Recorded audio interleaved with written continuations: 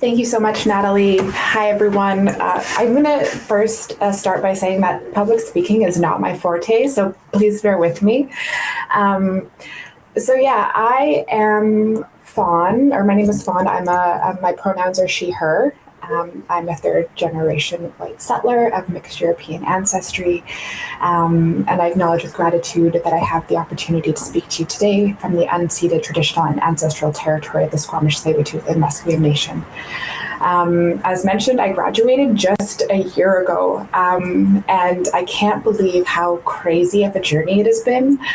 So for a little bit of context, when I graduated last year, when I walked across the stage, I was very pregnant. And I guess even to say walk across the stage is a bit of I think that's a bit generous. I think I waddled across the stage. They actually drove me to the back of the stage in a golf cart. I'm like, no, I can walk. And they're like, no, you can't. Get in the golf cart. So I remember when I was graduating, I was so excited that the first leg of my academic journey was done. But I was really sad because I really enjoyed my time at UVic. And I'm sure a lot of you can feel the same way.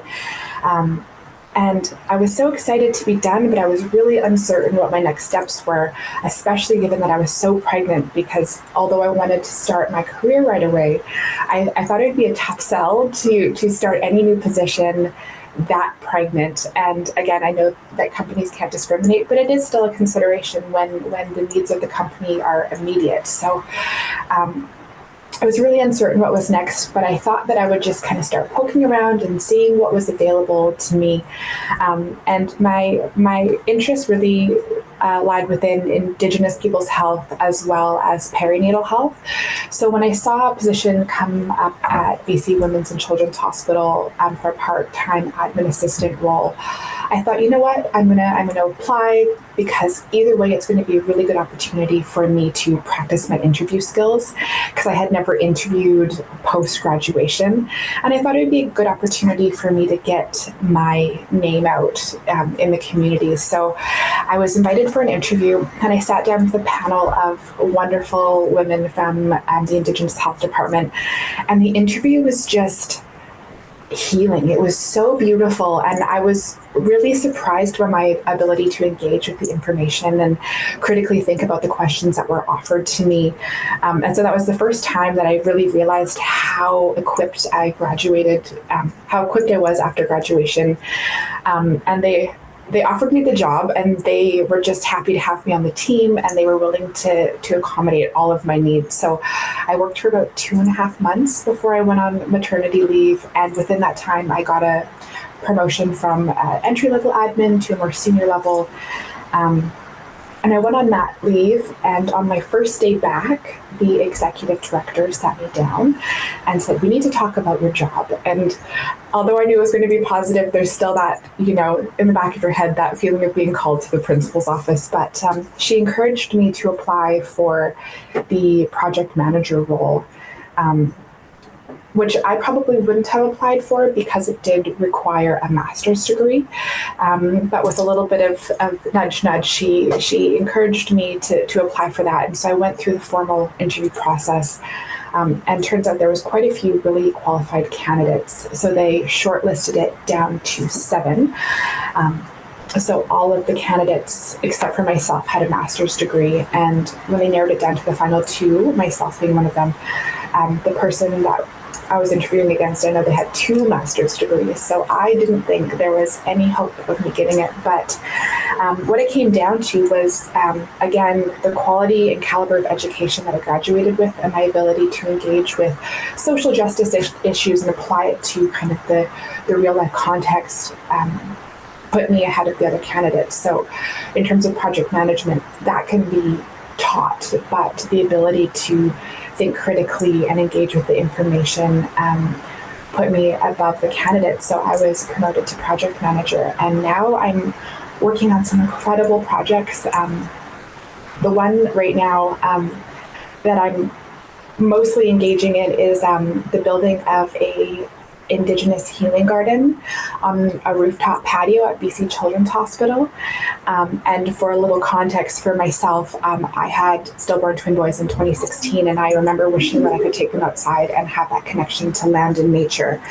And so now I get to lead the creation of a space that does exactly that for Indigenous women and patients and families at BC Children's Hospital. So it's a space for traditional ceremony and the incorporation and burning of traditional Indigenous medicines.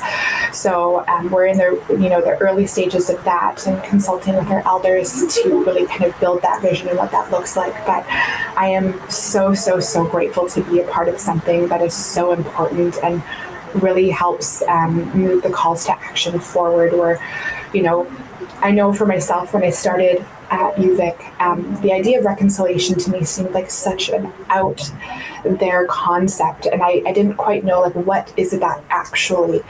And so to have the opportunity to work in an environment where the rubber meets the road, or we're actually implementing those calls to action, is such a beautiful space to be.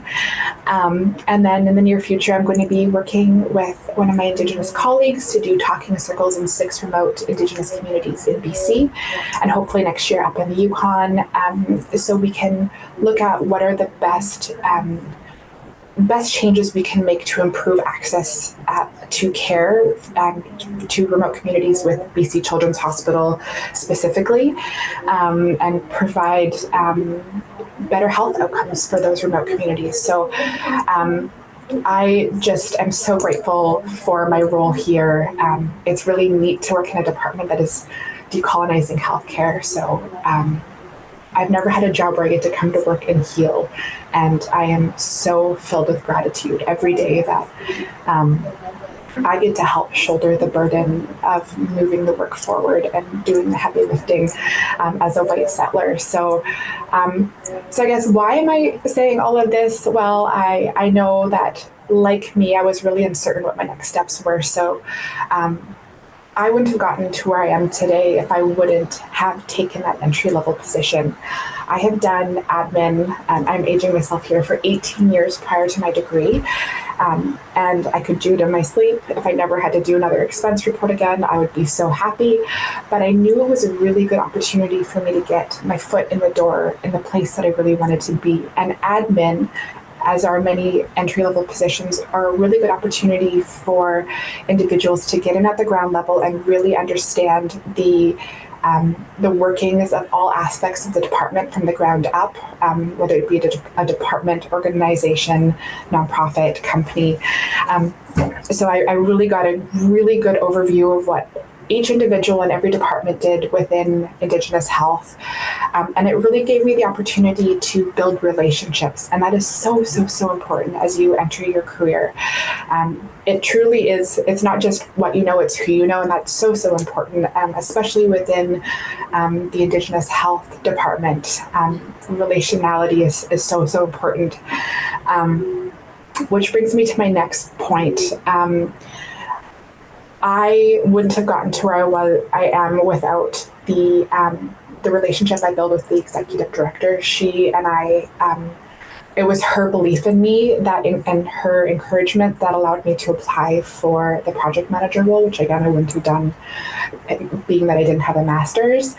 And so if you see a position that's available to you and it's in the department that you're really interested in, even if you don't have all of the qualifications, sometimes the requirements that are listed are a little bit arbitrary and flexible. So don't rule yourself out like I probably would have, because a lot of companies are, they want the right fit, and they want the passion and the dedication and the drive, and they're willing to teach those other skills. So get your foot in the door, and also don't rule yourself out. Set your sights high, because you never know what's available to you.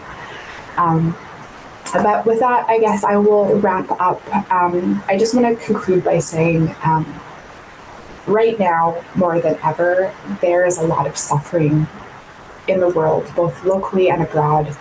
And the world really, really, truly needs more compassionate, empathetic, and dedicated individuals that are committed to health equity and social justice. And those people are you. I really truly believe that we are all the change that the world needs to see. And I think that you are all going to do tremendous things. So I wanted to say congratulations to everyone. And I wish you all the best as you move forward in your careers. I have no doubt that they're going to be exciting, and I hope our paths cross one day.